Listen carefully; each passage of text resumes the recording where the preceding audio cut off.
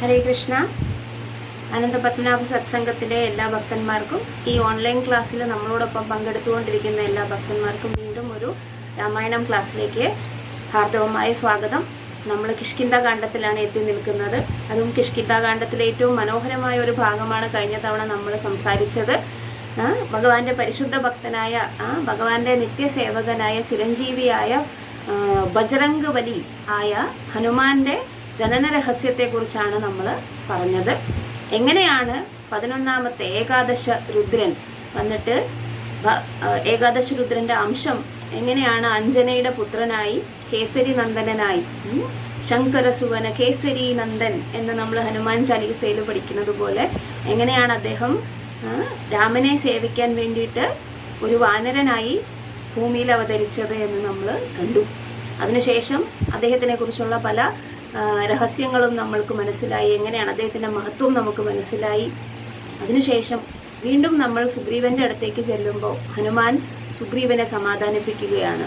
രാമനെയും ലക്ഷ്മണനെയും ആ ഒരു ഋഷ്യമുഖ പർവ്വതത്തിന്റെ ശിഖരത്തിൽ ഒരു സ്ഥലത്ത് നിർത്തിയിട്ട് സുഗ്രീവന്റെ അടുത്ത് ചെന്ന് പറയുകയാണ്, അങ്ങയുടെ ഈ ഒരു നിരാശയും അങ്ങയുടെ ഡിപ്രഷനും ഒക്കെ കളഞ്ഞിട്ട് അങ്ങയുടെ സുഹൃത്തിനെ വരവേൽക്കാൻ വളരെ ദൈവികമായിട്ടുള്ള ഒരു സുഹൃത്താണ് അങ്ങേക്ക് കിട്ടാൻ പോകുന്നത്.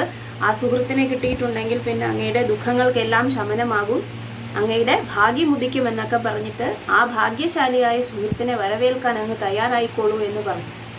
അത്ര നിരാശനും ഒക്കെ ആയിരിക്കുന്ന സുഗ്രീവന് എപ്പോഴും ഹനുമാന്റെ വാക്കുകളിൽ വിശ്വാസമാണ്.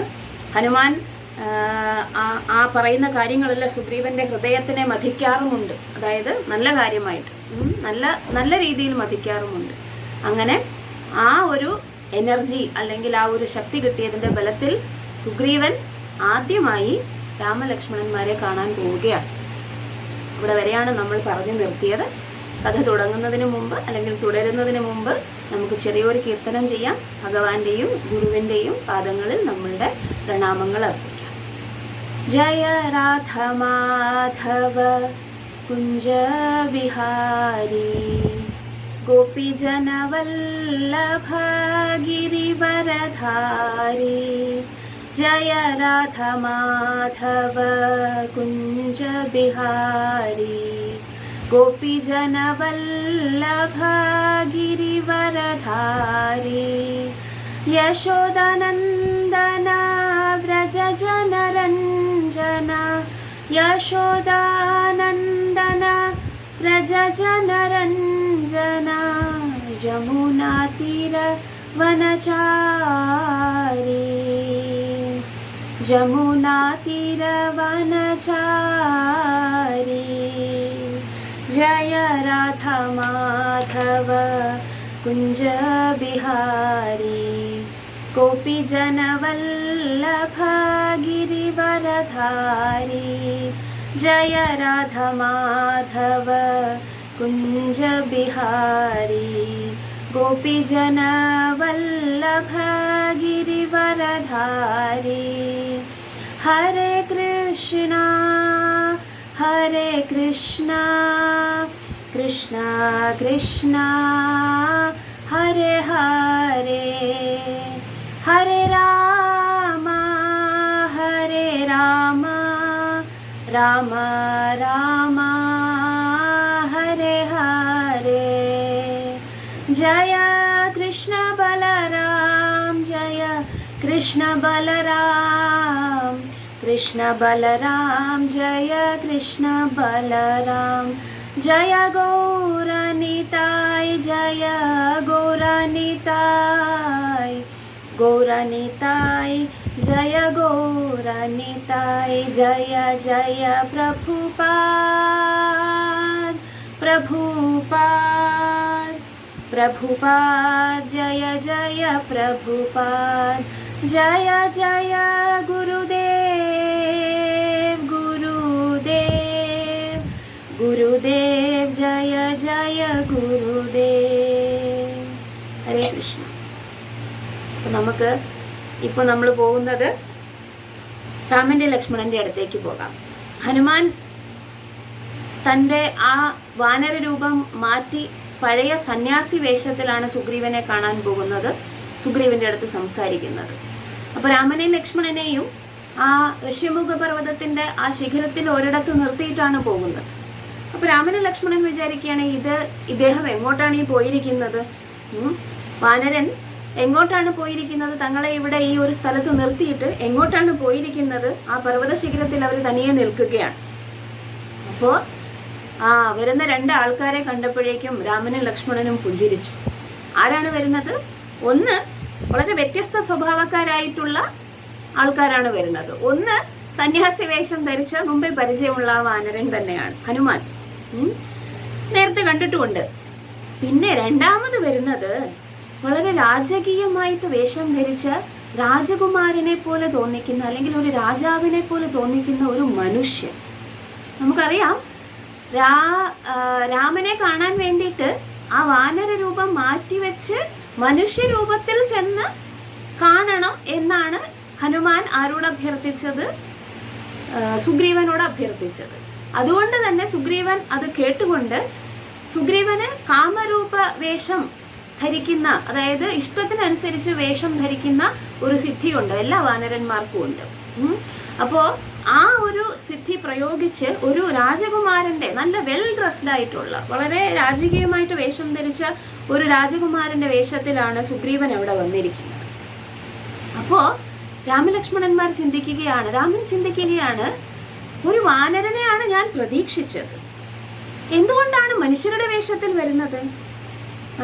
അപ്പോ ഈ വേഷപ്രച്ഛനായി നിൽക്കുന്ന സുഗ്രീവന് പോലും സ്വന്തം വേഷപ്രച്ഛന്നതയിൽ വന്നിട്ട് എന്താണ് അസ്വസ്ഥത ഉണ്ടാകുന്നുണ്ട്. അതുകൊണ്ട് തന്നെ സുഗ്രീവൻ അത്രയ്ക്ക് കംഫർട്ടബിൾ ആയിട്ട് തോന്നുന്നില്ല, അല്ലെങ്കിൽ സുഖകരമായി തോന്നുന്നില്ല ആ വേഷപ്രച്ഛന്നത. അതാണ് രാമലക്ഷ്മണന്മാർ അത് കണ്ടപ്പോൾ ചിരിച്ചുപോയി. സുഗ്രീവൻ സ്വന്തം വ്യക്തിത്വത്തിനേക്കാൾ പുറമേയുള്ള സൗന്ദര്യത്തിലാണ് മുൻതൂക്കം നൽകുന്നത് എന്ന് വിചാരിച്ചിട്ട്, അല്ലെങ്കിൽ അതാണെന്ന് ചിന്തിച്ചിട്ട് രാമചന്ദ്രമൂർത്തിയും ലക്ഷ്മണനും വന്നിട്ട് പുഞ്ചിരിക്കുകയാണ്.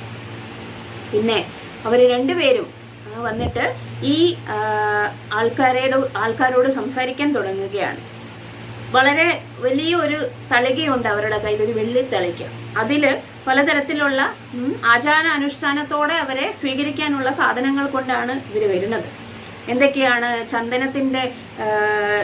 ചന്ദനം, അരച്ച ചന്ദനമുണ്ട്, ശുദ്ധജലമുണ്ട്, നല്ല മണമുള്ള പൂക്കളുണ്ട്, പിന്നെ കുറച്ച് മടക്കി വെച്ചിരിക്കുന്ന പട്ടുതുണിയൊക്കെ ഉണ്ട്. ഇതെല്ലാം വന്നിട്ട് ഒരു സിൽവർ പ്ലേറ്റ്, ഒരു വെള്ളി തളികയിലായിട്ടാണ് ഇവർ വരുന്നത്. എന്നിട്ട് കൈകൂപ്പിക്കൊണ്ട് അത് ആ പർവ്വത ശിഖരത്തിൽ അവിടെ നിരപ്പായ ഒരു സ്ഥലത്ത് പ്രതിഷ്ഠിച്ചുകൊണ്ട് എവിടെ വരികയാണ്? ഇവരുടെ മുന്നിൽ വന്ന് നിൽക്കുകയാണ്. അപ്പോ സുഗ്രീവൻ പറയുകയാണ്, ഇക്ഷ്വാകു രാജവംശത്തിലെ വളരെ വിദഗ്ധനായിട്ടുള്ള ഈ ഒരു രാജകുമാരനെ എന്റെ സുഹൃത്തായി ലഭിക്കുവാൻ വേണ്ടിയിട്ട് ഞാൻ അത്രയ്ക്ക് ഭാഗ്യവാനാണെന്ന് കരുതുന്നു. അതെനിക്ക് കിട്ടിയ ഒരു ആദരവാണെന്നാണ് ഞാൻ കരുതുന്നത്. അങ്ങയുടെ ദൈവിക വ്യക്തിത്വത്തെ കുറിച്ച് ഹനുമാൻ എനിക്ക് പറഞ്ഞു തന്നിട്ടുണ്ട്. എന്നിട്ട് സുഗ്രീവൻ തന്റെ കയ്യിൽ വലത്ത് കൈ വന്നിട്ട് രാമചന്ദ്രമൂർത്തിയുടെ നേരെ നീട്ടിക്കൊണ്ട് പറയുകയാണ്, എന്റെ ഈ കരങ്ങൾ അങ്ങ് ഞാനൊരു വാനരനാണ് എന്ന് മനസ്സിലാക്കിക്കൊണ്ടും അങ്ങയുടെ സുഹൃത്താവാൻ ഞാൻ യോഗ്യനാണ് എന്ന് കരുതുന്നുണ്ടെങ്കിൽ എന്റെ ഈ കരം ഗ്രഹിച്ചാൽ അങ്ങയോടുള്ള എന്റെ സൗഹൃദത്തിനെയും പ്രതിബദ്ധതയും കുറിക്കുന്നതാണ് എന്റെ ഈ കരം. അതുകൊണ്ട് അങ്ങ് ആ സൗഹൃദവും പ്രതിബദ്ധതയും സ്വീകരിക്കുന്നുണ്ടെങ്കിൽ എന്റെ ഈ കരം ഗ്രഹിച്ചാലും എന്ന് പറഞ്ഞു. സുഗ്രീവൻ വളരെ താഴ്മയോടുകൂടി, വിനയത്തോടുകൂടിയാണ് രാമചന്ദ്രമൂർത്തിയോട് ഇങ്ങനെ സംസാരിക്കുന്നത്. രാമചന്ദ്രമൂർത്തി എന്ത് ചെയ്തു? അടുത്ത നിമിഷത്തിൽ സുഗ്രീവന്റെ കരം ഗ്രഹിച്ചു. പിന്നെ നടന്നത് സുഗ്രീവന് പോലും മനസ്സിലായില്ല എന്താണ് നടക്കുന്നത് എന്ന്. സുഗ്രീവൻ പോലും പ്രതീക്ഷിക്കാത്ത കാര്യമാണ് പിന്നെ നടന്നത്. രാമചന്ദ്രമൂർത്തി എന്ത് ചെയ്തു? സുഗ്രീവനെ പിടിച്ച് അടുത്തേക്ക് വലിച്ച് തന്റെ സ്നേഹമസൃണമായിട്ടുള്ള ആലിംഗനത്തിലാക്കി. സുഗ്രീവന് വിശ്വസിക്കാൻ പറ്റിയില്ല. സുഗ്രീവൻ പ്രതീക്ഷിച്ചുമില്ല ഇങ്ങനെ സംഭവിക്കുന്നത്. തന്റെ ആ ഒരു ആലിംഗനത്തിലാക്കിക്കൊണ്ട് നല്ല ഇറുക്കെ സുഗ്രീവനെ കെട്ടിപ്പിടിച്ചുകൊണ്ട് രാമചന്ദ്രമൂർത്തി ചിരിക്കുകയാണ്. സുഗ്രീവൻ രാമചന്ദ്രമൂർത്തിയുടെ കൈ സ്വന്തം കയ്യിൽ സ്പർശിച്ചപ്പോൾ തന്നെ സുഗ്രീവന്റെ ദേഹത്ത് കൂടെ മിന്നൽ പിണർ പോകുന്നത് പോലെ, അത്ര പരിശുദ്ധനായിട്ടുള്ള സ്വയം ഭഗവാന്റെ കൈകളാണ് തന്നെ സ്പർശിച്ചത് എന്ന് ആർക്കും മനസ്സിലായില്ല, സുഗ്രീവന് മനസ്സിലായില്ല. പക്ഷെ എന്തോ ഒരു മിന്നൽ പിണർ പോയതുപോലെയാണ് സുഗ്രീവന് തോന്നിയത്. പക്ഷെ ഇപ്പോ ആ ആലിംഗനത്തിൽ ഇരിക്കുമ്പോൾ സുഗ്രീവന് കണ്ണിൽ നിന്നും വെള്ളം സന്തോഷത്തിന്റെ അശ്രുക്കൾ ഇങ്ങനെ ധാരധാരയായിട്ട് ഒഴുകാൻ തുടങ്ങുകയാണ്. അദ്ദേഹം ചിന്തിക്കുകയാണ്, എന്റെ സ്വന്തം സഹോദരൻ, സ്വന്തം രക്തബന്ധമുള്ള സഹോദരൻ എനിക്ക് വെറുപ്പ് മാത്രമേ തന്നിട്ടുള്ളൂ. നോക്കൂ, ഇദ്ദേഹം ഇപ്പോ മാത്രം ഞാൻ കാണുന്ന വ്യക്തിയാണ്, എന്നിട്ടും അദ്ദേഹം എത്ര സ്നേഹത്തോടു കൂടിയാണ് എന്നെ ആലിംഗനം ചെയ്യുന്നത്.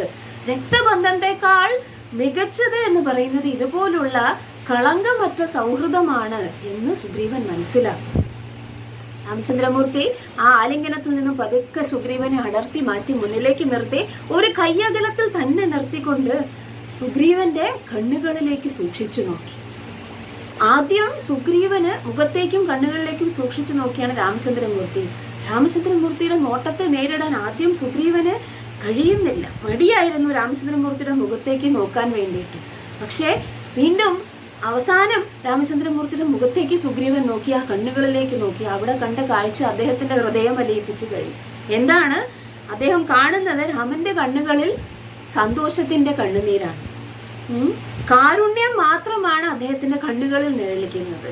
ഒരു ജാതിയോ വർഗമോ സമ്പത്തോ പിന്നെ സ്ഥാനമാനങ്ങളോ ആയുസ്സോ അല്ലെങ്കിൽ വയസ്സോ ഒന്നും നോക്കാതെയുള്ള പ്യോറായിട്ടുള്ള അല്ലെങ്കിൽ പരിശുദ്ധമായിട്ടുള്ള കാരുണ്യം മാത്രമാണ് അദ്ദേഹത്തിന്റെ കണ്ണുകളിൽ സുഗ്രീവൻ കാണുന്നത്. അതോടുകൂടി സുഗ്രീവന്റെ കണ്ണുകൾ വീണ്ടും ഈറനണിയാൻ തുടങ്ങി. ഇവിടെ ആചാര്യന്മാര് പറയുന്നത് എന്താ? സുഗ്രീവൻ എന്ന് പറയുന്ന ഒരു ജീവാത്മാവിനെ പോലെയാണ് നമ്മളെല്ലാവരും. അത്ര നാളും ഭഗവാനിൽ നിന്ന് അകന്ന് നിരാശനായിട്ട് പടുകുഴിയിൽ വീണിരിക്കുന്ന ഒരു ജീവാത്മാവ് പെട്ടെന്ന് അദ്ദേഹം ഭഗവാന്റെ മുന്നിൽ ഏതോ ഒരു ഭക്തന്റെ കാരുണ്യം, ഹനുമാനെ പോലെയുള്ള ഒരു ഭക്തന്റെ കാരുണ്യം കൊണ്ട് ആരുടെ മുന്നിൽ എത്തുന്നു? ഭഗവാന്റെ മുന്നിൽ എത്തുന്നു. അപ്പൊ അങ്ങനെ എത്തുമ്പോ ആദ്യം ഒരുപാട് നാളുകൾക്ക് ശേഷം തന്റെ പ്രിയപ്പെട്ട ഭക്തൻ തിരിച്ചു വരുന്നു എന്ന് മനസ്സിലാക്കുമ്പോൾ സുഗ്രീവൻ സുന്ദരനാണോ ഇല്ലയോ എന്ന് നമ്മൾ ഭഗവാൻ നോക്കുന്നില്ല. അതായത് വാനരനാണ്, അല്ലെങ്കിൽ നമുക്കറിയാം കുരങ്ങ് എന്ന് പറയുന്നത് അതിന്റെ രൂപം എങ്ങനെയാണെന്ന് നമുക്കറിയാം. പക്ഷേ ഭഗവാൻ ചിന്തിക്കുന്നില്ല. അല്ലെങ്കിൽ ഒരു ജീവാത്മാവും സുന്ദരിയാണോ സുന്ദരനാണോ അല്ലെങ്കിൽ ഒരു ജീവാത്മാവ് എങ്ങനെയാണ് എന്നുള്ള പുറമെ ബാഹ്യമായിട്ടുള്ള ഒരു കാര്യവും ഭഗവാൻ ചിന്തിക്കുകയില്ല. ഭഗവാൻ എന്താണ് ചിന്തിക്കുന്നത്? എന്താണ് നമ്മുടെ സൗന്ദര്യം, ജീവാത്മാവിന്റെ സൗന്ദര്യം എന്ന് പറയുന്നത്? ഭഗവാന്റെ അടുത്ത് തിരിച്ചു കിട്ടിയ ആ സ്നേഹമാണ്.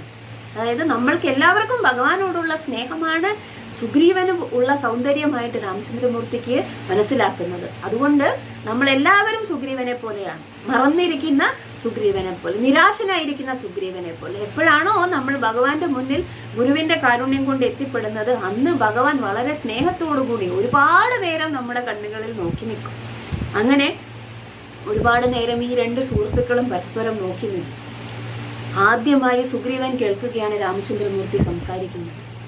അപ്പോഴേക്കും ആ സംസാരം കേട്ടപ്പോഴേക്കും സുഗ്രീവന്റെ ഹൃദയം അങ്ങ് ആകർഷിക്കപ്പെട്ടു. അദ്ദേഹം ഇങ്ങനെ മെസ്മറൈസിങ് എന്ന് പറയും, ആകർഷിക്കുന്നത് പോലെയുള്ള സംസാരമാണ് അദ്ദേഹത്തിന്റെ ശബ്ദം എന്ന് പറയുന്നത്.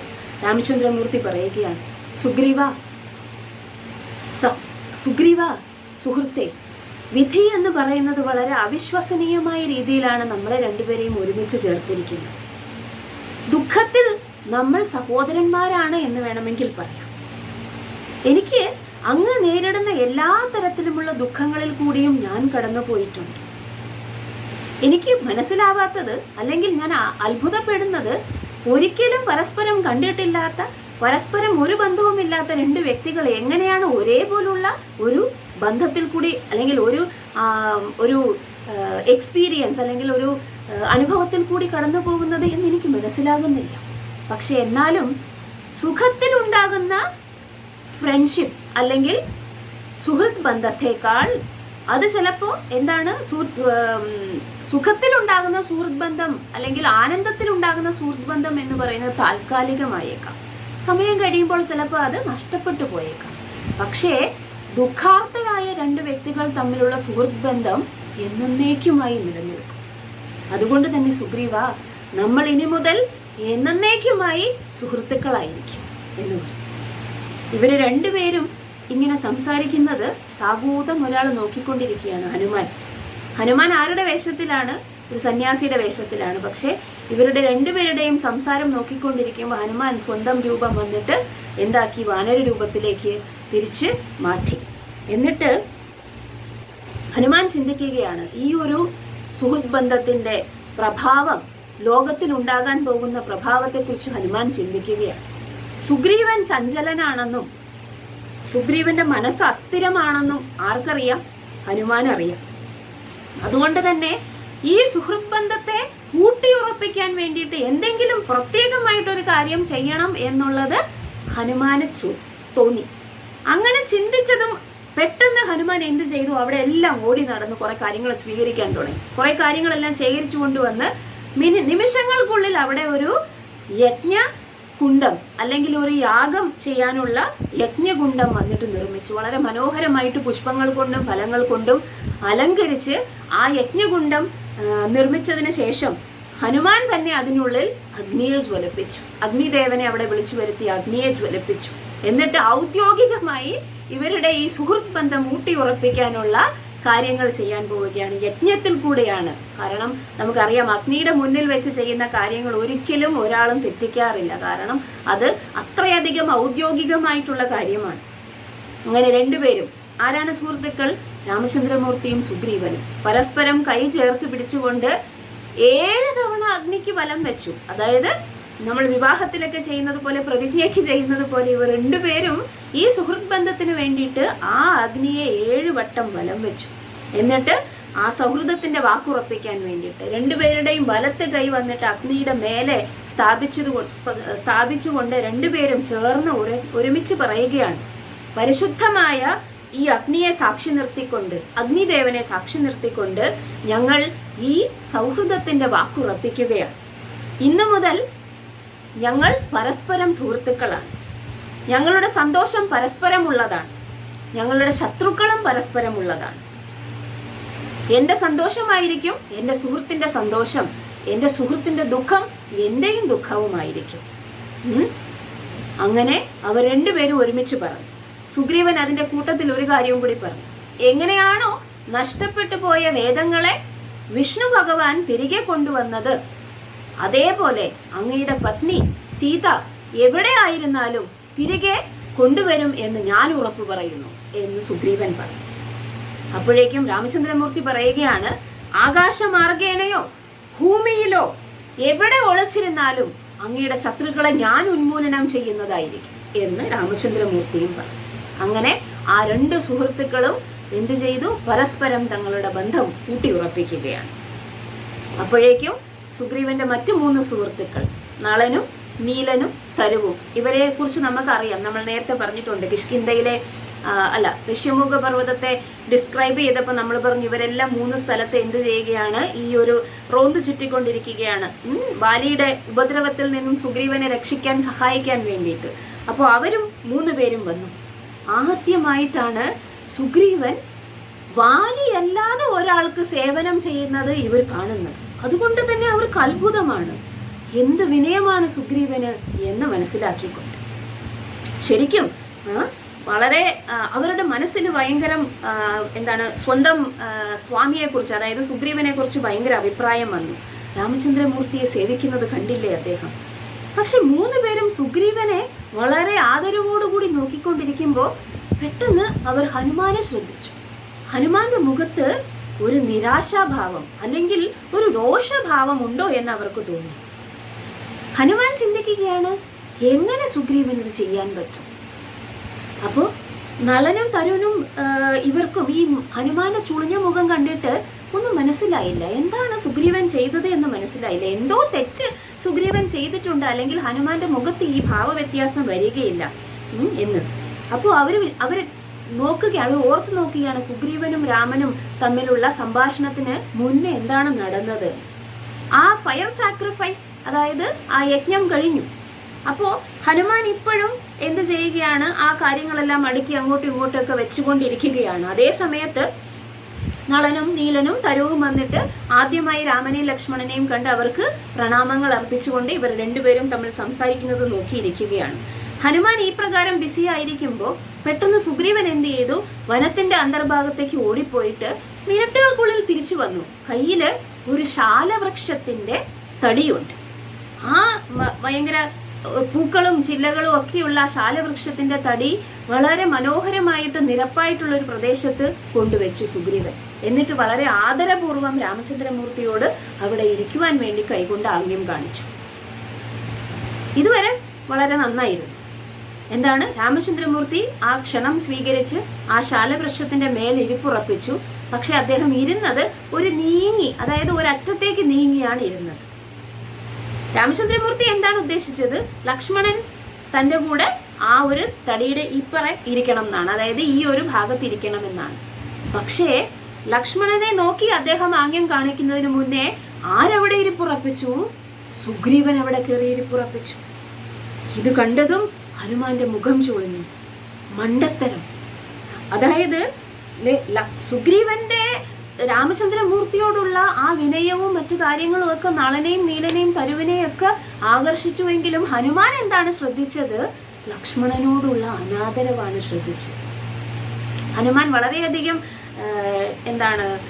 ഡിസ്ഗസ്റ്റഡ് ആയിപ്പോയി. ഈ സുഗ്രീവൻ ഇങ്ങനെ കാണിക്കുന്നത് എങ്ങനെയാണ് എന്ന് ഹനുമാന് മനസ്സിലായില്ല. മണ്ടത്തരം കാണിച്ചുവല്ലോ സുഗ്രീവൻ എന്ന് ചിന്തിച്ചുകൊണ്ട് ഹനുമാൻ വിചാരിച്ചു, നേരെ അങ്ങ് പോയി പറയാം സുഗ്രീവന്റെ അടുത്ത്, അങ്ങ് ചെയ്തത് മണ്ടത്തരമാണ്, ലക്ഷ്മണനെ ഇതുപോലെ അനാദരവ് കാണിക്കരുത്. ലക്ഷ്മണൻ ഇപ്പോഴും നിൽക്കുകയാണ്. രാമചന്ദ്രമൂർത്തിക്ക് ഇരിപ്പിടം കൊടുത്തതിന് ശേഷം ലക്ഷ്മണൻ ഇരിക്കേണ്ട സ്ഥലത്ത് ആര് പോയിരിക്കുന്നു? ഭഗവാന്റെ കൂടെ സുഗ്രീവൻ പോയി അതിന്റെ ഒരറ്റത്തിരിക്കുന്നു. എന്നിട്ട് സംസാരിക്കാൻ തുടങ്ങുന്നു. പക്ഷേ ഹനുമാന് ഇതൊരു ശരിയായ രീതിയാണ് എന്ന് തോന്നിയില്ല. അതുകൊണ്ട് തന്നെ അദ്ദേഹത്തിന് പോയി പറയണം എന്നുണ്ട്. പക്ഷെ അദ്ദേഹം ചിന്തിക്കുകയാണ്, തന്നേക്കാൾ ഉയർന്ന ഒരു വ്യക്തിയാണ് സുഗ്രീവൻ, അദ്ദേഹത്തിന്റെ ദാസനാണ് ഹനുമാൻ ഇപ്പോ. പക്ഷേ അങ്ങനെ ഒരു വ്യക്തിയെ ഒരു അതിഥിയുടെ മുന്നിൽ വെച്ച് അയാളുടെ തെറ്റ് തിരുത്തുക എന്ന് പറയുന്നത് അത്രയ്ക്ക് നല്ല ഒരു രീതിയല്ല. അത് ഒരു ശരിയായിട്ടുള്ള രീതിയല്ല. എങ്ങനെയാണ് ആ തെറ്റ് തിരുത്താൻ പറ്റുക? ആ തിരുത്താൻ പറ്റുന്നത് ഉദാഹരണം കാണിച്ചുകൊണ്ടാണ്. അപ്പോൾ ലക്ഷ്മണൻ ഇപ്പോഴും നിൽക്കുകയാണ്. ലക്ഷ്മണനോടുള്ള അനാദരവ് എന്ന് പറയുന്നത് ഹനുമാന് ഇഷ്ടപ്പെട്ടില്ല. അതുകൊണ്ട് തന്നെ ഹനുമാൻ എന്ത് ചെയ്തു? പെട്ടെന്ന് അവിടെ നിന്നും വനത്തിന്റെ അന്തർഭാഗത്തേക്ക് പോയി. അവിടെ നിന്നും സുഗ്രീവൻ കൊണ്ടുവന്നതിനേക്കാൾ മികച്ച ഒരു വൃക്ഷത്തിന്റെ തടി കൊണ്ടുവന്നു. നല്ല സുഗന്ധമുള്ള ചന്ദനത്തിന്റെ തടി. സുഗ്രീവൻ കൊണ്ടുവന്നത് ശാലവൃക്ഷത്തിന്റെ തടിയാണ്. ഇദ്ദേഹം എന്ത് ചെയ്തു? ഹനുമാൻ അതിന് പകരമായിട്ട് എന്ത് കൊണ്ടുവന്നു? വളരെ മനോഹരമായ ചന്ദന വൃക്ഷത്തിന്റെ തടി കൊണ്ട് രാമനും സുഗ്രീവനും ഇരിക്കുന്ന ആ തടിയുടെ തൊട്ടടുത്ത് തന്നെ കൊണ്ട് അവിടെ സ്ഥാപിച്ചിട്ട് ഇരിപ്പിടമായി വെച്ചിട്ട് ലക്ഷ്മണനോട് ആംഗ്യം കാണിച്ചു. ലക്ഷ്മണനെ വരവേറ്റു. അവിടേക്ക് ഇരുന്നാലും ലക്ഷ്മണൻ വളരെ സന്തോഷത്തോടു കൂടി തന്നെ, ലക്ഷ്മണനെ ഈ തരത്തിലുള്ള അനാദരവൊന്നും ലക്ഷ്മണൻ അത് കാര്യമായിട്ട് എടുത്തോ ഇല്ലയോ എന്നൊന്നും അദ്ദേഹം പറയുന്നില്ല. പക്ഷെ എന്നാലും അദ്ദേഹം അവിടെ ഇരുന്നു. എന്നിട്ട് വീണ്ടും അദ്ദേഹം ഉദാഹരണം കാണിക്കുകയാണ്. ലക്ഷ്മണൻ നീങ്ങിയാണ് ഇരുന്നത്, ഹനുമാൻ അവിടെ ഇരിക്കട്ടെ എന്ന് വിചാരിച്ചു. പക്ഷെ ഹനുമാൻ അവിടെ ഇരുന്നില്ല. ഹനുമാൻ എവിടെ ഇരുന്നു? ലക്ഷ്മണന്റെ കാൽ കീഴിൽ ചെന്ന് കാലിന്റെ പാദത്തിന്റെ ആ ഒരു ഭാഗത്ത് വെറും തറയിലിരുന്നു. രാമചന്ദ്രമൂർത്തിക്ക് അത് കണ്ടിട്ട് വളരെയധികം സന്തോഷമായി. അദ്ദേഹം പുഞ്ചിരിച്ചു. രാമചന്ദ്രമൂർത്തിയുടെ മനോഹരമായ മുഖത്ത് ഒരു പുഞ്ചിരിയുണ്ടായി. ഹനുമാന്റെ സ്വാമി, അതായത് ശ്രീരാമൻ വന്നിട്ട് ഈ കാര്യത്തിൽ സന്തോഷിച്ചുവെങ്കിലും സുഗ്രീവൻ വന്നിട്ട് ഇതൊന്നും കണ്ടതേയില്ല. ആർക്ക് പഠിക്കാൻ വേണ്ടിയിട്ടാണ്? സുഗ്രീവന് പഠിക്കാൻ വേണ്ടിയിട്ടാണ് ഹനുമാൻ ഇതെല്ലാം കാണിച്ചു കൊടുത്തത്. പക്ഷേ സുഗ്രീവൻ പഠിച്ചില്ല. കാരണം സുഗ്രീവൻ എപ്പോഴും തന്റെ ആ സങ്കടങ്ങൾ രാമചന്ദ്രമൂർത്തിയോട് പറയുന്ന ആ ഒരു മാനസികാവസ്ഥയിൽ കാരണം ഇതൊന്നും ശ്രദ്ധിക്കാൻ പോലും സുഗ്രീവന് തെറ്റ് മനസ്സിലാക്കിയുമില്ല. സുഗ്രീവൻ അത് ശ്രദ്ധിച്ചുമില്ല. പക്ഷെ ഇതെല്ലാം കണ്ടുകൊണ്ടിരുന്ന തരുവും നളനും നീലനും ഒരു പാഠം പഠിക്കുകയാണ് ചെയ്യുന്നത്. എങ്ങനെയാണ് ഒരു അതിഥിയെ വരവേൽക്കേണ്ടത് എന്ന ഒരു പാഠമാണ് പഠിച്ചത്. പക്ഷെ അവർ നോക്കിയത് രാമചന്ദ്രമൂർത്തിയുടെ കണ്ണില് ഭാവമാറ്റത്തിലേക്കാണ്. ലക്ഷ്മണന് ഇരിപ്പിടം കൊടുക്കാതിരുന്ന സമയത്ത് രാമചന്ദ്രമൂർത്തിയുടെ മുഖത്ത് ഒരു അതൃപ്തി മിന്നിമായുന്നത് അവർ കണ്ടിരുന്നു. പക്ഷെ രാമചന്ദ്രമൂർത്തി ഹനുമാനെ നോക്കി പുഞ്ചിരിക്കുന്നതും കണ്ടു. നിമിഷ നേരത്തേക്കാണ് ഈ തരത്തിലുള്ള ഭാവമാറ്റങ്ങൾ രാമചന്ദ്രമൂർത്തിയുടെ കണ്ണിലും മുഖത്തും ഉണ്ടായത്. അതുകൊണ്ട് തന്നെ അവർക്കത് വേർതിരിച്ചെടുക്കാൻ അല്ലെങ്കിൽ തിരിച്ചറിയാൻ വേണ്ടിയിട്ട് സാധിക്കുന്നതിന് മുന്നേ തന്നെ അദ്ദേഹം വീണ്ടും പുഞ്ചിരിച്ചുകൊണ്ട് പഴയ വളരെ സന്തോഷവാനായിട്ടുള്ള രാമനായി മാറി. എന്നിട്ട് സുഗ്രീവനാണെങ്കിൽ ആ സമയത്ത് തന്റെ ജീവിതത്തിലെ സങ്കീർണതകളെല്ലാം ഇദ്ദേഹത്തോട് പറയുകയാണ്, രാമചന്ദ്രമൂർത്തിയോട് പറഞ്ഞുകൊണ്ടേയിരിക്കുകയാണ്. തന്റെ കഥകൾ വിവരിക്കുകയാണ്. രാമചന്ദ്രമൂർത്തി അത് കേട്ടുകൊണ്ടിരിക്കുകയാണ്. അവസാനം പറഞ്ഞു സുഗ്രീവൻ കണ്ണുനീരുമായിട്ട് രാമചന്ദ്രമൂർത്തിയോട് അഭ്യർത്ഥിക്കുകയാണ് തന്നെ സഹായിക്കണമെന്ന്.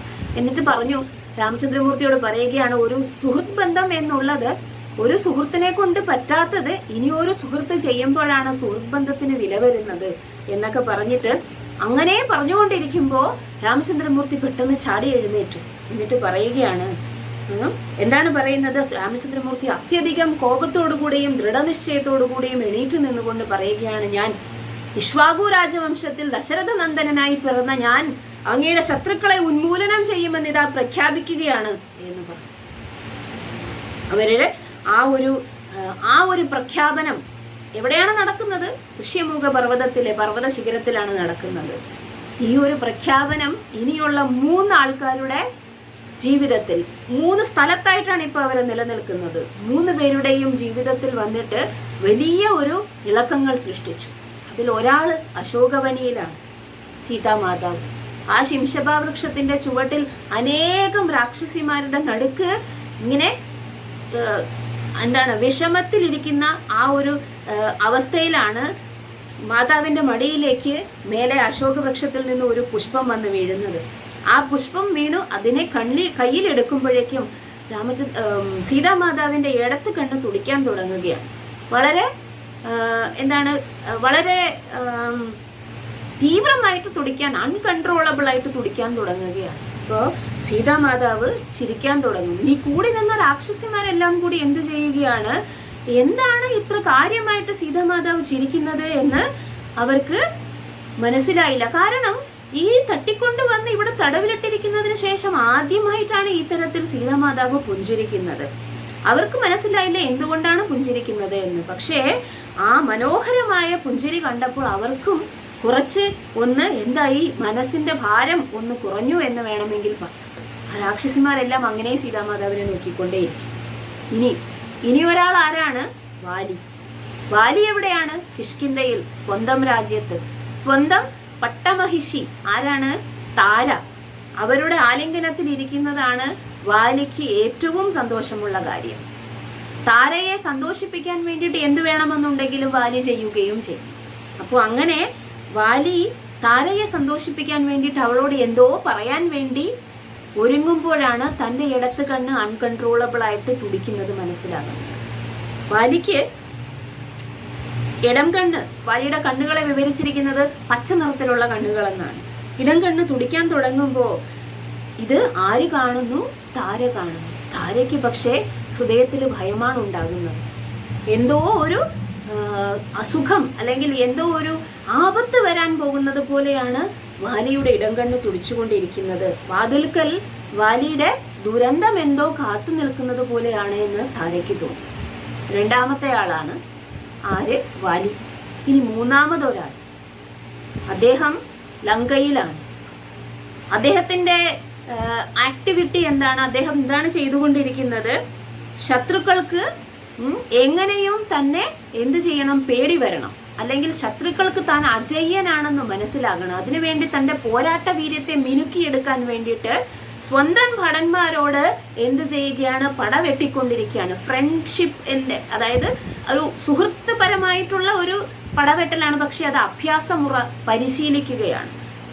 വാളുകൊണ്ട്, തന്റെ ചന്ദ്രഹാസം പോലെയുള്ള വാളുകൊണ്ട് ഉയരത്തില് ആകാശത്തേക്ക് ഉയർന്ന് തന്റെ ആ ഒരു ശത്രുവിന്റെ മേൽ വെട്ടാൻ വേണ്ടിയിട്ട് ഓങ്ങിക്കൊണ്ടിരിക്കുമ്പോഴാണ് പെട്ടെന്ന് അദ്ദേഹത്തിന്റെ കണ്ണുകൾ വിറയ്ക്കാൻ തുടങ്ങുന്നത്. കാഴ്ച 1 മിനിറ്റ് എന്ത് ചെയ്യുന്നു? മങ്ങിക്കൊണ്ട് ആ വെട്ട് എന്ത് ചെയ്യുന്നു? മാറിക്കൊണ്ടു എന്ന് വേണമെങ്കിൽ പറയാം. അദ്ദേഹത്തിന്റെ കാല് താഴെ തറയിൽ ഊന്നുമ്പോഴേക്കും നില തെറ്റുകയും ചെയ്തു. അങ്ങനെ നില തെറ്റുമ്പോഴേക്കും ഈ ഒരു രാവണന്റെ ഇടം കണ്ണ് തുടിക്കാൻ തുടങ്ങിയപ്പോഴേക്കും രാവണൻ നിലതെറ്റി താഴെ വീഴുകയാണ്. ആ സമയം കൊണ്ട് അറിയാതെ, അതായത് ഒരു ശത്രു തന്റെ രാവണൻ വന്നിട്ട് എന്ത് ചെയ്തുകൊണ്ടിരിക്കുകയാണ്, തന്റെ ആ പടയാളിയോടൊപ്പം തന്നെയാണ് യുദ്ധം ചെയ്തുകൊണ്ടിരിക്കുന്നത്. കാരണം ഇതൊരു ഫ്രണ്ട്ഷിപ്പാണ്, പരിശീലനമാണ്. മുറിവേൽപ്പിക്കണം എന്ന് രാവണനോ അല്ലെങ്കിൽ രാവണനോട് എതിരിടുന്ന പടയാളിക്കോ ആഗ്രഹമില്ല. പക്ഷേ രാവണൻ എന്ത് ചെയ്തു, ഈ തരത്തില് തന്റെ ആ വാൾ കൊണ്ടുള്ള അഭ്യാസമുറയ്ക്ക് ഇടയ്ക്ക് തനിക്ക് കണ്ണ് ഈ പ്രകാരം തുടിച്ചുകൊണ്ടിരുന്നപ്പോ രാവണന് എന്ത് സംഭവിച്ചു, പെട്ടെന്ന് രാവണന്റെ നില തെറ്റി രാവണൻ താഴെ വീഴുകയും അറിയാതെ ആ പടയാളിയുടെ വാൾ വന്നിട്ട് രാവണന്റെ ഇടത്ത് കൈയിൽ കൊണ്ടൊരു നീളൻ മുറിവുണ്ടാവുകയും ചെയ്തു. കോപത്തില് രാവണൻ എന്ത് ചെയ്തു, സുഹൃത്തുക്കളാണ് അല്ലെങ്കിൽ തന്റെ സ്വന്തം പടയാളിയാണെന്ന് ഓർക്കാതെ രാവണന്റെ കൈകൾ പെട്ടെന്ന് ചലിക്കുകയും ഒറ്റവെട്ടിന് ആ പടയാളിയുടെ കഴുത്തറക്കുകയും ചെയ്തു. പക്ഷെ എന്നിട്ടും ആ ഇടം കണ്ണിന്റെ തുടിപ്പ് അതേപടി നിലനിന്നു എന്നത് രാവണനും അത്ഭുതമായി. കാരണം ഈ 3 പേരുടെയും ജീവിതം, വാലി, രാവണൻ, സീത, അവർക്ക് അറിയില്ല തങ്ങൾ ഈ പ്രകാരം സുഗ്രീവനും രാമനും തമ്മിലുള്ള സൗഹൃദ ബന്ധം എന്ന് പറയുന്നത് ഈ 3 പേരുടെയും ജീവിതത്തെ പരസ്പരം ബന്ധിപ്പിക്കാൻ പോവുകയാണ് എന്ന് ആർക്കും മനസ്സിലാകുന്നില്ല. അവർക്ക് 3 പേർക്കും 3 സ്ഥലത്തിരുന്നു കൊണ്ട് മനസ്സിലാകുന്നില്ല. ഇവിടെ ആചാര്യന്മാർ പറയുന്നു, ഒരു സ്ത്രീയുടെ ഇടം കണ്ണ് തുടിച്ചു കഴിഞ്ഞിട്ടുണ്ടെങ്കിൽ അതൊരു ശുഭലക്ഷണമാണ്. സീതാമാതാവിന്റെ ഇടം കണ്ണ് തുടിച്ചത് ഒരു ശുഭലക്ഷണമായിട്ടാണ് പറയുന്നത്. കാരണം സീതാമാതാവിന് അറിയാം രാമചന്ദ്രമൂർത്തി ഉടനെ തന്നെ വന്ന് തന്നെ സംരക്ഷിക്കും എന്ന്. വാലിയുടെയും രാവണന്റെയും ഇടം കണ്ണ് തുടിക്കുന്നത്, ഒരു പുരുഷന്റെ ഇടം കണ്ണ് തുടിക്കുന്നത് അശുഭ ലക്ഷണമാണ് എന്ന് പറയപ്പെടുന്നു. തന്റെ ദുഃഖത്തിലേക്കുള്ള അല്ലെങ്കിൽ നാശത്തിലേക്കുള്ള മരണത്തിലേക്കുള്ള വഴിയായിട്ടാണ് എന്ത് പറയുന്നത്, ഈ ഇടം കണ്ണ് തുടിക്കുന്നതിനെ കുറിച്ച് പറയുന്നത്. അങ്ങനെ ഈ സുഗ്രീവനും രാമചന്ദ്രമൂർത്തിയും പരസ്പരം ഈ പ്രകാരം സൗഹൃദ സംഭാഷണത്തിലും അവരുടെ സുഹൃത്ത് ബന്ധത്തിനെ ഊട്ടിയുറപ്പിക്കുന്നതിനിടയിൽ സുഗ്രീവനും സുഹൃത്തുക്കളും പെട്ടെന്ന് എഴുന്നേറ്റിട്ട് രാമചന്ദ്രമൂർത്തിയോട് പറഞ്ഞു, അങ്ങേക്ക് നൽകാനായിട്ട് ഒരു കാര്യം എന്റെ കയ്യിലുണ്ട്, ഗുഹയ്ക്കുള്ളിലാണ് ഇരിക്കുന്നത്, അത് എടുത്തിട്ട് വരാൻ വേണ്ടി എന്നെ അനുവദിക്കണം എന്ന് പറഞ്ഞ് സുഗ്രീവനും കൂട്ടുകാരും, അതായത് ഹനുമാനും നളനും നീലനും തരുവും ഉൾപ്പെടെയുള്ള കൂട്ടുകാരും കൂടി എവിടെ പോയി, ആ ഗുഹയ്ക്കുള്ളിലേക്ക് പോയി. കുറച്ച് ദൂരെയാണ്, ആ ഗുഹയ്ക്കുള്ളിലേക്ക് പോയി. അപ്പൊ ഈ രാജകുമാരന്മാർക്ക്, അതായത് രാമനും ലക്ഷ്മണനും പരസ്പരം സംസാരിക്കാൻ വേണ്ടിയിട്ട് ഒരു സമയം കിട്ടി, അവരില്ലാതിരുന്ന സമയം. സുഗ്രീവൻ എടുക്കാൻ പോയ ഒരു കാര്യം എന്താണ് എന്ന് രാമചന്ദ്രമൂർത്തിയോട് പറഞ്ഞിരുന്നു. സീതാമാതാവിനെ തട്ടിക്കൊണ്ടു പോയി എന്നതിന്റെ ഒരു വളരെ വലിയ സൂചനയാണ് തങ്ങളുടെ കയ്യിൽ കിട്ടിയിരിക്കുന്നത് എന്ന് അവർ പറഞ്ഞിട്ടുണ്ട്. അപ്പൊ അത് എടുക്കാൻ വേണ്ടി അവർ പോകുമ്പോഴേക്കും ഇവർ 2 പേരും വന്നിട്ട് തനിച്ചാണ്. അപ്പോ പരസ്പരം സംസാരിക്കുകയാണ് സഹോദരന്മാർ തമ്മിൽ. ആ തങ്ങളിരുന്ന മരത്തടിയുടെ സൈഡിലേക്ക് നീങ്ങിയിരുന്നതുകൊണ്ട് ലക്ഷ്മണൻ തന്റെ ഹൃദയം തുറക്കുകയാണ് രാമചന്ദ്രമൂർത്തിയോട്. ലക്ഷ്മണൻ പറയുകയാണ്, ജ്യേഷ്ഠ, ഇപ്പോഴും എനിക്ക് വാനരന്മാർ എന്ന പേരിന്റെ അർത്ഥം മനസ്സിലായിട്ടില്ല. അവരെ കണ്ടതിന് ശേഷവും, ഈ വാനരന്മാരെ കണ്ടതിന് ശേഷവും എനിക്ക് മനസ്സിലാകാത്തത് എന്തുകൊണ്ടാണ് അവരെ വാനര എന്ന് വിളിക്കുന്നത് എന്നാണ്. എന്ത് ആൻസറാണ് രാമചന്ദ്രമൂർത്തി പറയുന്നത് എന്ന് ലക്ഷ്മണന് അറിയില്ല. ലക്ഷ്മണൻ വിചാരിക്കുന്നു തനിക്ക് ഉത്തരം വേണം, വാനരൻ എന്തുകൊണ്ടാണ് വാനരൻ എന്ന് വിളിക്കപ്പെടുന്നത്. പക്ഷേ രാമചന്ദ്രമൂർത്തി വേറെ എന്തോ ആണ് ലക്ഷ്മണനോട് സംസാരിക്കുന്നത്. ലക്ഷ്മണൻ ഈ സംസാരം കേൾക്കുമ്പോൾ ലക്ഷ്മണൻ വിചാരിക്കും, ഞാൻ ചോദിച്ച ചോദ്യം ചേട്ടൻ കേട്ടോ എന്ന് വരെ ലക്ഷ്മണന് ചിന്തിക്കേണ്ടി വന്നു. കാരണം രാമചന്ദ്രമൂർത്തി ഒരിക്കലും ഡയറക്റ്റ് ആൻസേഴ്സ് കൊടുക്കുകയില്ല. ചില സന്ദർഭങ്ങളിൽ ഇൻഡയറക്റ്റ് ആൻസേഴ്സ് ആണ് കൊടുക്കുന്നത്. അപ്പൊ ലക്ഷ്മണൻ അറിയാം ആ ഇൻഡയറക്റ്റ് ആൻസേഴ്സിൽ ആ ഉത്തരം ഒളിഞ്ഞിരിപ്പുണ്ട്. പക്ഷെ എനിക്ക് മനസ്സിലാകാത്തത് കൊണ്ടാണ് എനിക്ക് ഇപ്പോ അത് പിടികിട്ടാത്തത്. കാലത്തിൽ കുറച്ചു കാലം കഴിയുമ്പോൾ അല്ലെങ്കിൽ കുറച്ച് സമയം കഴിയുമ്പോൾ എനിക്കത് മനസ്സിലാകും എന്ന് ലക്ഷ്മണന് അപ്പോ ഇപ്പോ ലക്ഷ്മണൻ അദ്ദേഹം പറയുന്നത് കേട്ടുകൊണ്ടേ ഇരിക്കുകയാണ്. എന്താണ് അദ്ദേഹം പറയുന്നത്? രാമചന്ദ്രമൂർത്തി പറയുകയാണ്, ശബരിയും കബന്ധനും സുഗ്രീവനോട് സൗഹൃദം സ്ഥാപിക്കണം എന്ന് പറഞ്ഞത് വളരെ ഉചിതമായിട്ടാണ് എനിക്ക് തോന്നുന്നത്. സുഗ്രീവനേക്കാൾ വാലി എന്ന് പറയുന്നത്, അതായത് വാലി എന്ന് പറയുന്നത് വളരെ പെട്ടെന്ന് നമുക്ക് പ്രാപ്യമായവനും വളരെ എളുപ്പത്തിൽ നമുക്ക് വാലിയെ കണ്ടുപിടിക്കാൻ പറ്റുമായിരുന്നു. കാരണം കിഷ്കിന്ധ എന്ന് പറയുന്നത് വളരെ വലിയ ഒരു ഒരു രാജ്യമാണ്. അവിടെ പോയി അദ്ദേഹത്തെ കണ്ടാൽ മാത്രം മതിയായിരുന്നു. പക്ഷേ എന്തുകൊണ്ടാണ് ബാലിയെ ഒഴിവാക്കിക്കൊണ്ട് ഈ വളരെ ദുർഘടമായിട്ടുള്ള ഋഷിമുഖ പർവ്വതത്തില് ഒളിച്ച് താമസിക്കുന്ന സുഗ്രീവനോട് സൗഹൃദം സ്ഥാപിക്കണമെന്ന് ശബരിയും കബന്ധനും പറയുന്നത്? എന്താണെന്ന് നിനക്കറിയാമോ ലക്ഷ്മണ എന്ന് ചോദിക്കുകയാണ്. ലക്ഷ്മണനോട് ഉത്തരം പറയുകയാണ്. വാലിയുടെ ബലവും ആൾബലവും ഒക്കെ വളരെ ഉത്തമമാണ്. പക്ഷേ അദ്ദേഹത്തെ മാറ്റി നിർത്തിക്കൊണ്ട് സുഗ്രീവനെ ഞാൻ സുഹൃത്തായി സ്വീകരിച്ചതിന് 4 കാരണങ്ങളുണ്ട്. സുഗ്രീവന്റെ 4 ബലങ്ങളാണ് അതിന് കാരണം. എന്താണ് സുഗ്രീവന്റെ 4 നല്ല ഗുണങ്ങൾ അല്ലെങ്കിൽ 4 ബലങ്ങൾ എന്ന് പറഞ്ഞാൽ? ഒന്നാമത്തെ കാര്യം, സുഗ്രീവൻ എന്ന് പറയുന്നത് അദ്ദേഹത്തിന്റെ മന്ത്രി ആരാണ്? ഹനുമാനെ പോലെയുള്ള വളരെ ശക്തിമാനും വളരെ സദ്ഗുണസമ്പന്നനുമായിട്ടുള്ള ഒരു വ്യക്തിയുമായിട്ടുള്ള സംസർഗം. ഒന്നാമത്തെ കാര്യം ഹനുമാനുമായിട്ടുള്ള സംസർഗം. അതാണ് അദ്ദേഹത്തിന്റെ ശക്തിയെ കൂട്ടുന്ന ഒന്ന്, അല്ലെങ്കിൽ അദ്ദേഹത്തെ ശക്തിമാനാക്കുന്ന ഒന്ന്, സുഗ്രീവനെ ശക്തിമാനാക്കുന്ന ഒന്ന് ഹനുമാനോടുള്ള സംസർഗം. ഹനുമാൻ വളരെ ഗുണവാനായിട്ടുള്ള വ്യക്തിയാണ്. ഇനി രണ്ടാമത് സുഗ്രീവന്റെ വിനയം. തന്റെ ബലഹീനതയും തന്റെ തെറ്റുകളും ഒക്കെ അക്സെപ്റ്റ് ചെയ്യാൻ അല്ലെങ്കിൽ സ്വീകരിക്കാൻ സാധ്യതയുള്ള ഒരു വ്യക്തിയെ മാത്രമേ സഹായിക്കാൻ പറ്റുകയുള്ളൂ. ഒരു രോഗി സ്വന്തം അസുഖം മനസ്സിലാക്കണം. തനിക്ക് ഇന്ന ഇന്ന ലക്ഷണങ്ങൾ ഉണ്ടെന്നും ഇന്ന ഇന്ന കുറവുകൾ ഉണ്ടെന്നും ഒരു രോഗി മനസ്സിലാക്കണം. എങ്കിൽ മാത്രമേ വൈദ്യന് ആ രോഗിയെ എന്ത് ചെയ്യാൻ പറ്റുകയുള്ളൂ? ചികിത്സിച്ച് സുഖപ്പെടുത്താൻ പറ്റുകയുള്ളൂ. അതേപോലെ തന്നെ അദ്ദേഹത്തിന്റെ ആ ഒരു ബലം എന്ന് പറയുന്നത് എന്താണ്? സ്വന്തം തെറ്റുകൾ മനസ്സിലാക്കാനുള്ള ആ വിവേകമാണ് സുഗ്രീവന്. അതുകൊണ്ടാണ് അദ്ദേഹം വിനയത്വമുള്ളവനായിരിക്കുന്നത്. പിന്നെ ഈ തരത്തിലുള്ള രണ്ടാമത്തെ കാര്യം വിനയം. ഇനി മൂന്നാമത്തെ കാര്യം എന്ന് പറയുന്നത് അദ്ദേഹം സൂര്യദേവന്റെ അംശമാണ്. സൂര്യദേവന്റെ അംശമായതുകൊണ്ട് തന്നെ മറ്റൊരു ആളിൽ നിന്നും, ഉത്തമനായിട്ടുള്ള ഒരു വ്യക്തിയിൽ നിന്നും പാഠം ഉൾക്കൊള്ളാൻ അദ്ദേഹം സദാ സന്നദ്ധനാണ്. ആ പാഠം ഉൾക്കൊണ്ട് തന്നെ അദ്ദേഹം പതുക്കെ സ്വന്തം സ്വഭാവത്തെ നന്നായി രൂപീകരിക്കുകയും ചെയ്യും. അങ്ങനെ ഒരു ഗുണം സുഗ്രീവനുണ്ട്. ഇനി നാലാമത്തെ പ്രധാനപ്പെട്ട ഗുണം എന്ന് പറയുന്നത് ഈ പരീക്ഷണങ്ങളുടെ എല്ലാം അല്ലെങ്കിൽ ഈ ദുർഘടമായിട്ടുള്ള കാര്യങ്ങളുടെ എല്ലാം അവസാനം കൊണ്ട് അല്ലെങ്കിൽ ദുർഘടമായിട്ടുള്ള എല്ലാ അനുഭവങ്ങൾ കൊണ്ട് സമയം കൊണ്ട് സുഗ്രീവൻ ശുദ്ധീകരിച്ചു കൊണ്ടേയിരിക്കുകയാണ്. ഇത്തരം കഷ്ടപ്പാടുകളിൽ കൂടിയൊക്കെ കടന്ന് സ്വന്തം നിസ്സഹായാവസ്ഥ സുഗ്രീവന് മനസ്സിലായിരിക്കുന്നത് കൊണ്ട് ഇനി ഒരാളെ സഹായിക്കാൻ സുഗ്രീവൻ വളരെ സന്നദ്ധനായിരിക്കും. അങ്ങനെ ഈ തരത്തിലുള്ള എല്ലാ തരത്തിലുള്ള 4 ക്വാളിറ്റീസും സുഗ്രീവനുണ്ട്. ഒന്ന്, ഹനുമാനെ പോലുള്ള നല്ല ഒരു മന്ത്രിയുടെ പിൻബലം, ഗുണശീലനായിട്ടുള്ള വ്യക്തിയുടെ പിൻബലം. രണ്ടാമത് വിനയം, സ്വന്തം തെറ്റിനെയും കുറ്റങ്ങളെയും മനസ്സിലാക്കാനുള്ള വിനയം. മൂന്നാമത് സൂര്യന്റെ അംശമായതിനാൽ മറ്റുള്ള നല്ല ആൾക്കാരിൽ നിന്നും ഗുണങ്ങൾ സ്വാംശീകരിക്കാനുള്ള കഴിവ് അല്ലെങ്കിൽ അതിനുള്ള തയ്യാറെടുപ്പ് അദ്ദേഹത്തിനുണ്ട്. 4, ഈ ഉള്ള അനുഭവങ്ങളെല്ലാം കൊണ്ട് മനസ്സിനെ ശുദ്ധീകരിച്ച് അദ്ദേഹം നിസ്സഹായാവസ്ഥയിൽ നിന്നും ഇനി ഒരാൾക്ക് സഹായം കൊടുക്കുന്ന അവസ്ഥയിലേക്ക് എത്തും. പക്ഷേ വാലിയെ കമ്പയർ ചെയ്ത് നോക്കൂ ലക്ഷ്മണ. എന്താണ്? വാലിയെ തട്ടിച്ചു നോക്കൂ. വാലിയുടെ ബലഹീനതയാണ് 4. സുഗ്രീവന്റെ ബലമാണ് ഈ പറഞ്ഞ 4 കാര്യങ്ങളെങ്കിൽ ബാലിക്കുള്ള ബലഹീനതയാണ് എന്ത്? ബാലിക്കുള്ള ബലഹീനതകളും 4 ഒന്ന്, ബാലി ഇന്ദ്രന്റെ അംശമാണ്.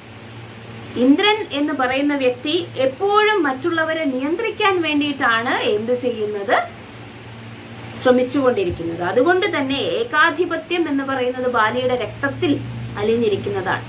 വാലി അങ്ങനെയുള്ള ഏകാധിപത്യത്തിനുള്ള ആ ഒരു സാധ്യത എന്ന് പറയുന്നത് ഒരു വ്യക്തിയുടെ ബലഹീനത തന്നെയാണ്. അതുകൊണ്ട് ബാക്കിയുള്ളവരെ എല്ലാം ചൊൽപ്പടിക്ക് നിർത്താൻ കഴിയുമായിരിക്കും, പക്ഷെ ബാക്കിയുള്ളവരെ നല്ല ഗുണങ്ങൾ ഉണ്ടാക്കിയെടുക്കാൻ ആ ഏകാധിപതിക്ക് കഴിയുകയില്ല.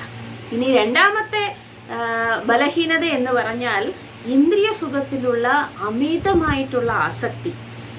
സ്വന്തം ഭാര്യയിൽ നിന്നും ഉള്ള സുഖം പോരാഞ്ഞിട്ടാണ് ഇനി ഒരാളുടെ, അതും സ്വന്തം സഹോദരന്റെ ഭാര്യയെ വന്നിട്ട് വാലി കൈയടക്കി വെച്ചിരിക്കുന്നത്. രാവണനെ പോലെ അതേപോലെ തന്നെയുള്ള ഒരു കൃത്യമാണ് വാലിയും ചെയ്തിരിക്കുന്നത്. അങ്ങനെയുള്ള വാലിക്ക് രാവണനെ തോൽപ്പിക്കാൻ വേണ്ടിയിട്ട് എന്നെ സഹായിക്കാൻ പറ്റുന്നത് എങ്ങനെയാണ്, അല്ലെങ്കിൽ അതിനുള്ള മനസ്സ് വരുന്നത് എങ്ങനെയാണ്? കാരണം ഒരേ തെറ്റ് തന്നെയാണ് വാലിയും ചെയ്തിരിക്കുന്നത്. അത് മൂന്നാമത്തെ. ഇനി ഈ പ്രകാരം മൂന്നാമത്തെ വീക്ക്നെസ് എന്ന് പറയുന്നത് എന്താണ്? ഇതുവരെയായിട്ടും എന്താണ്, വാലിക്ക് വന്നിട്ട് ഒരു തരത്തിലുമുള്ള ദുഃഖങ്ങളോ കഷ്ടപ്പാടുകളോ നേരിടേണ്ടി വന്നിട്ടില്ല. സുഗ്രീവൻ അങ്ങനെ പ്യൂരിഫൈഡ് ആയവനാണ്. പക്ഷെ വാലിക്ക് ഈ തരത്തിലുള്ള ദുഃഖങ്ങളും കഷ്ടപ്പാടുകളും ഒന്നും നേരിടേണ്ടി വന്നിട്ടില്ല. അതുകൊണ്ട് തന്നെ വാലിയുടെ മതവും ദമ്പവും അഹങ്കാരവും ഒന്നും നഷ്ടപ്പെട്ടിട്ടുമില്ല. ഇപ്പോഴും വാലി എന്ത് ചെയ്യുകയാണ്? ആ അഹങ്കാരത്തിന്റെ കൊടുമുടിയിൽ തന്നെയാണ് ഇരിക്കുന്നത്. അങ്ങനെ ഇരിക്കുമ്പോ അമിത ആത്മവിശ്വാസം, ആ അമിത ആത്മവിശ്വാസം കൊണ്ട് എന്താണ് സംഭവിക്കാൻ പോകുന്നത്? വാലിയുടെ നാശമാണ് സംഭവിക്കാൻ പോകുന്നത്. ഇനി നാലാമത്തേത്, ഒരു മഹർഷിയുടെ ശാപം വാങ്ങിച്ചു വെച്ചിരിക്കുകയാണ് വാലി. മഹർഷിമാരുടെ ശാപം അല്ലെങ്കിൽ സദ്വ്യക്തികളുടെ ശാപം വാങ്ങിച്ചു വെച്ചിരിക്കുന്നയാളുടെ പകുതി ശക്തിയും നശിച്ചു കഴിഞ്ഞു എന്ന് വേണമെങ്കിൽ പറയാം. അതുകൊണ്ട് തന്നെ ഈ 4 കാര്യങ്ങൾ കൊണ്ട്, അതായത് ഇന്ദ്രന്റെ അംശമായതിനാൽ ഏകാധിപതിയായിരിക്കുന്ന സ്വഭാവം, മറ്റുള്ളവരിൽ നിന്നും ഒന്നും ഉൾക്കൊള്ളാൻ പറ്റുകയില്ല. അതുകൊണ്ട് 2 വിനയമില്ലാത്ത അവസ്ഥ, ഇന്ദ്രിയ സുഖത്തിലുള്ള അമിത ആസക്തി, 4ാമത്തേത് മുനിയുടെ ശാപം. ഈ 4 കാര്യങ്ങളാണ് വാലിയുടെ ബലഹീനത എന്ന് പറയുന്നത്. അതുകൊണ്ട് തന്നെ വാലിയേക്കാൾ കൂടുതൽ ശബരി, കബന്ധൻ ഇവരെല്ലാവരും നമ്മൾക്ക് സുഗ്രീവനോടാണ് എന്ത് ചെയ്യാൻ പറഞ്ഞിരിക്കുന്നത്? സുഹൃത്ത് ബന്ധം ഉണ്ടാക്കാൻ വേണ്ടി പറഞ്ഞിരിക്കുന്നത്. അതുകൊണ്ട് തന്നെ അത് വളരെ നല്ലതിനാണ് എന്നാണ് എനിക്ക് തോന്നുന്നത്. ശരിക്കും യഥാർത്ഥത്തിൽ കിഷ്കിന്ധയിലെ വാനരന്മാരെല്ലാം അവരുടെ രാജാവിനെ പിന്തുടരുന്നവരാണ്. എന്താണ് അവരുടെ ജീവിതത്തിൽ നടക്കുന്നത്? അവര് വ്യക്തിപരമായിട്ട് വാലിയാണ് അവരുടെ ഉദാഹരണം. അതുകൊണ്ട് തന്നെ അവിടെ 4 തരത്തിലുള്ള കാര്യങ്ങളാണ് നടക്കുന്നത്. ഒന്ന്, സഭാര്യ, അതായത് എല്ലാവരും സ്വന്തം ഭാര്യമാരോടൊപ്പം ജീവിക്കുന്നത് കൂടാതെ ഇനി ഒരു ഭാര്യ, അതായത് ഒന്നിൽ കൂടുതൽ ഭാര്യമാരെ സ്വീകരിക്കുന്നവരാണ് കുരങ്ങന്മാർ, അതായത് വാനരന്മാരുടെ കാര്യം പറയുകയാണ്. ഇനി 2ാമത്തേത്, അവര് സ്വന്തം സുഖത്തിന് വേണ്ടിയിട്ട് ഇനി ഒരാളുടെ ഭാര്യയെ വന്നിട്ട് സ്വീകരിക്കുന്നവരാണ്. 3ാമത്തേത്, അങ്ങനെയും അവരുടെ കാമം തീരുകയില്ല. സ്ത്രീകളോടുള്ള അല്ലെങ്കിൽ എതിർലിംഗത്തോടുള്ള അവരുടെ കാമം എന്ന് പറയുന്നത് അടക്കാനാവാത്തതാണ്. 4, ഇനി ഒരാളുടെ സ്വത്തും മറ്റ് വകകളും എല്ലാം അവരെ തുരത്തി ഓടിച്ചുകൊണ്ട് സ്വന്തമാക്കാൻ വേണ്ടിയിട്ട് കിഷ്കിന്ധയിലെ ആൾക്കാർക്ക് അല്ലെങ്കിൽ കിഷ്കിന്ധയിലെ വാനരന്മാർക്ക് വളരെയധികം തൽപരരാണ്. കാരണം എന്താണ്? കിഷ്കിന്ധയിൽ ആരാണ് ഭരിക്കുന്നത്? ആ രാജാവ് കാണിച്ചു കൊടുക്കുന്ന അല്ലെങ്കിൽ വാലി കാണിച്ചു കൊടുക്കുന്ന ഉദാഹരണമാണ് ആ പ്രജകൾ പിന്തുടരുന്നത്.